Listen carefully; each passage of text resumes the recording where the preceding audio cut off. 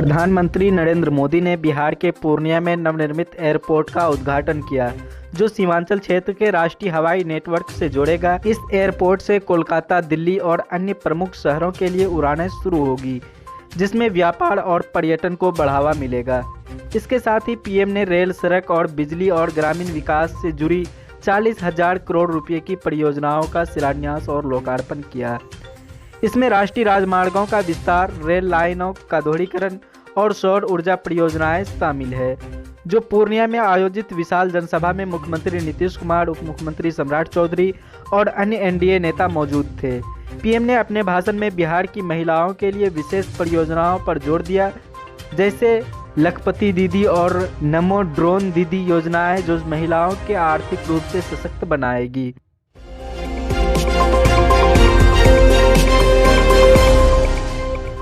पूर्णिया की रैली में पीएम मोदी ने कांग्रेस और आरजेडी पर तीखा हमला बोला। उन्होंने कांग्रेस के एक सोशल मीडिया पोस्ट का जिक्र किया, जिसमें कथित तौर पर बिहार की तुलना बीड़ी से की गई थी। पीएम मोदी ने कहा कि विपक्ष बिहार की प्रगति को पचा नहीं पा रहा है और राज्य को बदनाम करने की कोशिश कर रहा है। उन्होंने घुसपैठ के मुद्दे पर भी विपक्ष को घेरा, विशेष रूप से सीमांचल क्षेत्र में अवैध घुसपैठ को लेकर। यह बयान 2025 के बिहार विधानसभा चुनाव से पहले एनडीए की रणनीति का हिस्सा माना जा रहा है, जहां विपक्ष पर हमला तेज हो गए हैं।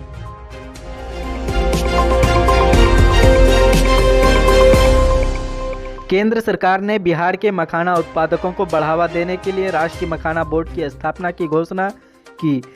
पीएम मोदी ने पूर्णिया में इनकी जानकारी दी, जहां उन्होंने बताया कि 500 करोड़ रुपए की इसकी योजनाओं से मखाना किसानों को उत्पादन, प्रसंस्करण और ब्रांडिंग में मदद मिलेगी। बिहार देश का सबसे बड़ा मखाना उत्पादक राज्य है और यह बोर्ड अंतर्राष्ट्रीय बाजार में मिथिला मखाना को बढ़ावा देगा।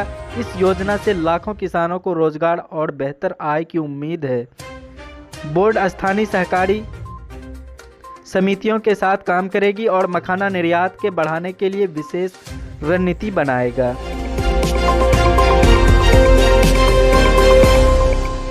सुप्रीम कोर्ट ने बिहार में विशेष गहन पुनरीक्षण यानी एसआईआर प्रक्रिया की अवैध पर सुनवाई की।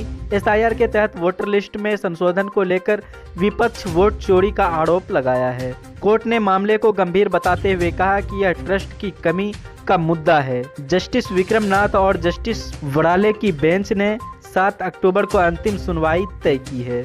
कोर्ट ने चुनाव आयोग के आधार पर 12 वैध दस्तावेज के रूप में स्वीकार करने का निर्देश दिया है, लेकिन यह एसआईआर प्रक्रिया पर पूर्ण स्थगन से इनकार कर दिया है। यह मामला बिहार में आगामी चुनावों के लिए महत्वपूर्ण है, क्योंकि विपक्ष इसे बड़ा मुद्दा बना रहे हैं। अडानी ग्रुप की एक सहायक कंपनी ने Bihar trace power generation company limited के साथ 25 साल का पावर सप्लाई एग्रीमेंट यानी पीएसएस साइन किया। यह 21,400 करोड़ रुपए के प्रोजेक्ट के तहत बिहार में 2400 मेगावाट का थर्मल पावर प्लांट बनाया जाएगा। बिजली 6 रुपये प्रति यूनिट की दर से सप्लाई होगी। यह प्रोजेक्ट बिहार की बिजली आपूर्ति को मजबूत करेगा, लेकिन विपक्ष ने इसे अडानी की लूट करार दिया है।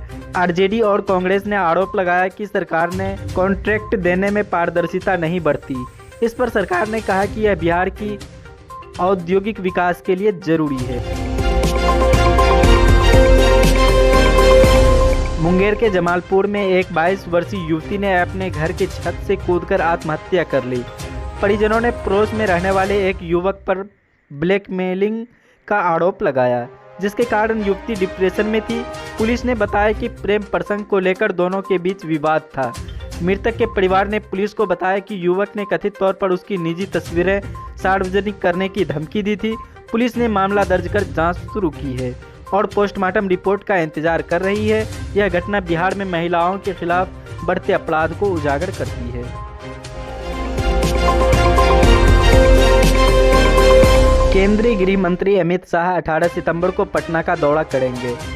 इस दौरान वे एनडीए के सहयोगी दलों यानी बीजेपी, जदयू, एलजेपी और एचएएम के साथ 2025 विधानसभा चुनाव के लिए सीट बंटवारे और रणनीति पर चर्चा करेंगे। सूत्रों के मुताबिक बीजेपी और जदयू के बीच कुछ सीटों पर सहमति बन चुकी है, लेकिन छोटे दलों की मांगों चर्चा का विषय है। अमित शाह ने कहा कि यह यात्रा विपक्ष की बढ़ती सक्रियता, खासकर तेजस्वी यादव की बिहार अधिकार यात्रा के जवाब में मानी जा रही है। एनडीए बिहार में अपनी एकजुटता दिखाने की कोशिश में है।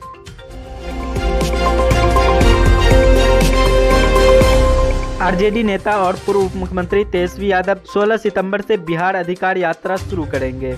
यह यात्रा जहानाबाद से शुरू होकर गया, औरंगाबाद, रोहतास, भोजपुर, बक्सर, कैमूर, सासाराम, अरवल, नवादा और नालंदा तक जाएगी। यात्रा का उद्देश्य वोटर अधिकारों, बेरोजगारी, शिक्षा और एसआईआर प्रक्रिया के खिलाफ जागरूकता फैलाना है। तेजस्वी ने एसआईआर को वोट चोरी का षड्यंत्र बताया। विपक्ष को ग्रामीण क्षेत्रों में मजबूती मिलने की उम्मीद है। पूर्णिया की रैली में स्थानीय कलाकारों ने पीएम मोदी को एक अनोखा तोहफा भेंट किया। पन्नों से बनी उनकी तस्वीर। इस तस्वीर को बनाने में 21 लड़ी पन्नों का इस्तेमाल हुआ और 15 कारीगरों ने 10 दिनों तक काम किया।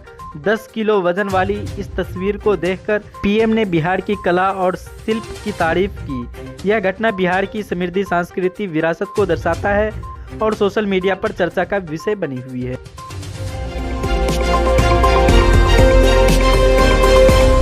बिहार पुलिस ने आगामी विधानसभा चुनाव और अपराध नियंत्रण को ध्यान में रखते हुए 21 थानों में नए थाना अध्यक्षों की तैनाती की। रोहतास जिले में सबसे ज्यादा बदलाव हुए, जहां 10 थानों के प्रभारी बदले गए। यह फेरबदल कानून व्यवस्था को मजबूत करने और पुलिस की सक्रियता बढ़ाने के लिए किया गया।